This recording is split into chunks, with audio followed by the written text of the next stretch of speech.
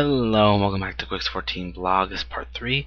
So continuing on from level 74 to 75. I know I said I'd show some clips of doing those zombies, but apparently I didn't have them or something like that. So my apologies for that, saying that in the last part. Basically, it's just to your excuse me, just to your north of where I'm standing. Not very far from there is where you're going to find most of them. After you turn that quest in, he's going to send you into the Ruby Shrine. You'll have to find one of the non-attacked entrances, which aren't hard to find at all. You need to pick up excuse me, you need to pick up acorns and use them on dragon corpses. Basically, very simple. Pick up the acorns, target the corpse, use it. That's it. After you turn that in, he's going to give you another quest to kill some necromancers and find the disturbance in the thing. The necromancers are all around the great tree. They're in the Ruby Dragonshire. There is only one entrance into the tree, which is towards the main part of the attack area, just the east side, and that's where you're going to find this little cave where she's at. So yeah, you want to kill them and then kill her as well to free her spirit, and she'll go through a little spiel, and then you'll have to loot her to get another quest item that you will need to turn in as well. Please keep in mind that just like any other quest NPC that you gotta kill, she respawns pretty fast whether you loot her or not. I mean, not long after I was done with these NPCs and I looted her, she came back. So keep that in mind. See, I made the mistake of eating and drinking here, and I just should have looted it and left, but I didn't want to, and she respawned not that long afterwards. If she does that, just grab it and run. Should be okay. Whatever you do, don't mess around with the Death Knight around there. You'll be dealing with him later. After that, go ahead and turn that in, and you'll be done. It'll send you back to Wormrest Temple, and you can finally go see the Queen. So, you just talk to him. You tell him I need a ride up to the chambers. You're gonna see me go up to the wrong part of the thing here first, but I think I skip it up to the main chambers. Yeah, see, I go to Lord Ekfsan first, but you can go straight up to the chambers. And that's what we do here. So we're heading up to the main chambers where the Queen's at. This is also where a whole bunch of the other dragons are here, including the bronze that we know so well from Caverns of Time, and also the black dragons, which is a bit of a surprise. The only one's not present are the blue because, well, they're attacking. So we talk to the consort to give him the brooch that you received from killing that banshee, and then you can talk to the Queen here to give her the letter.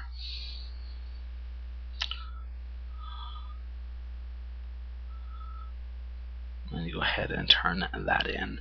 She's going to give you another quest to go speak with Lord Ekfsan, the guy we just went to for a minute ago, to go speak to him about doing basically starting up a daily that you'll be doing, which is actually a lot of fun. I've done it. I used it to get my daily achievement, a simple request. Go ahead and talk to the other dragon leaders or ambassadors or whatever to get all their quests. We'll be doing those as well. I'm not going to show you this daily, but I will accept it and I will turn it in. Simple to say, this is a very easy daily. You would just pick it up right behind you, turn around, and pop on one of the dragons there, and you get to fight the other dragons. And then you have to kill a certain amount of each type. Very easy because they're all around the temple. In the last bit, you have to fly down to the Azure or Blue Dragonshire and basically use a little ability, stay there for a little bit to use it, and be done with it. So I turn that in, and I've done that quest quite a bit. Now the first quest we're doing is for the Bronze Dragonflight, so you'll be finding yourself to the Bronze Dragonshire to use this. This is not far from the keep. It's basically just a little to the northwest. Now your future self is going to show up to lend you a hand. She doesn't cast anything, but she doesn't die, and she hits pretty hard.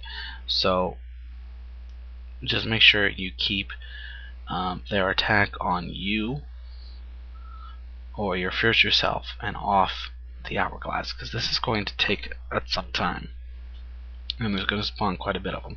And unlike some of the other ones where you could just pop them for a second and then they'd stay on you and not ever leave it alone and you don't have to worry about it, you really got to keep these guys engaged or they will switch back over to that. This comes pretty fast and you're not going to have much of a break here, so make sure you watch your mana. You can see here I'm using my clear cast very well. Needed a quick heal here.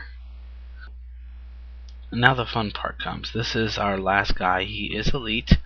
He is level 72, I believe. He doesn't do anything major-wise, combat-wise. He's just hard.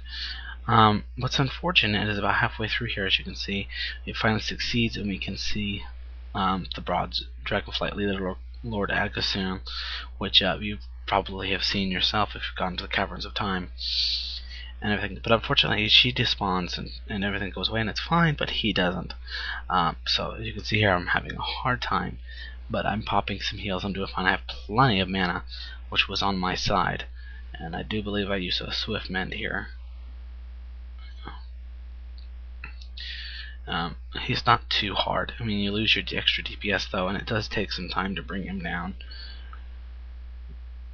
But you can bring him down. He just hits really hard, as you can see. He's doing around, average of about 1,000 a hit. And unfortunately, he had no loot, of course. So now we're back to the keep. We're heading back down into the Dragonblight. You're gonna head over to this little crypt here, and you're gonna talk to this dwarf. He's going to give you just one simple quest to do in the keep. It's just your standard crypt. If you've ever been in one, especially if you've played Horde side at all, very, very easy. There's quite a few ghosts and skeletons to deal with in there. You kill that guy that we just saw there. I didn't grab that footage, I apologize, but go ahead and use the tome as well. And then you go ahead and talk to him, and that's the end of that. You want to make sure you grab that tome quest as well, for the extra XP, of course, and to start up another quest sequence. So now that that's done, we're heading a little further south towards the entrance area of the town that's under siege by Nax. And this is where you're going to find the Argon Dawn guys, and you want to talk to them to get some more quests here. First one is to pick up these little merkweeds. That's way, way south. They spawn in those camps with those guys, basically Tuskar-like guys. There's also another quest, an elite quest, to kill one of the people there, and I tried to do that and I failed miserably. The next quest is to head over towards the Forgotten Shore. Use the thing to turn yourself into a spirit to talk to the lost of the Forgotten Footmen and Forgotten Riflemen and things of that nature. Very easy quest. You can go ahead and use it. It lasts about 10 minutes, so you have plenty of time to find everything you need. The knights stay further along the west and east side. As you can see, I'm trying to find one. More towards the actual water, basically, is what I've seen. Once you're done, just head back towards the thing, and you don't have to. You could either undo the buff, or you can just head out of the area and it'll automatically bring you back to normal. Once you're done turning that in, you got one final quest to do for the Forgotten Shore, and that's to show them the truth of what happened. And this is quite cool. Given the orb, you go in there, it kind of phases you. They come out, go to that centerpiece there that you saw earlier, and then you go ahead and set it down and watch the show. And for those who have played Warcraft 3, this is a treat. For those who haven't, this explains what this is. And also, I've captured this in its entirety, and I'm going to show it to you all because it's important story elements, and I think it's just one of those fun, interesting things that a lot of quests do. It's important to note that all this text is also audible. It's pure voiceovers on there, so keep that in mind. Which is a nice dress. There's Myrddin and Arthas. And it's basically showing all the forgotten soldiers and stuff what really happened, and what they're, because they think Arthas is still going to come back. They don't know that Arthas burned the ships and lied to them.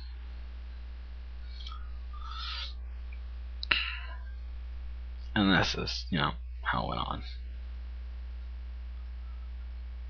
And that takes care of that quest, and then you can go ahead and turn that in. So that's pretty much it here for part 3.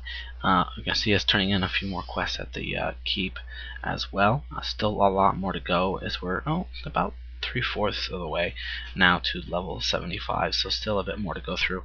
So you definitely won't miss out. Some more of the Dragon Shire quest as well, so make sure you stick around for that. Remember, there is a poll going on at Quicks14Blog. More info about that at the very last part, about voting for that. So stick around, more to come. See you in part 4.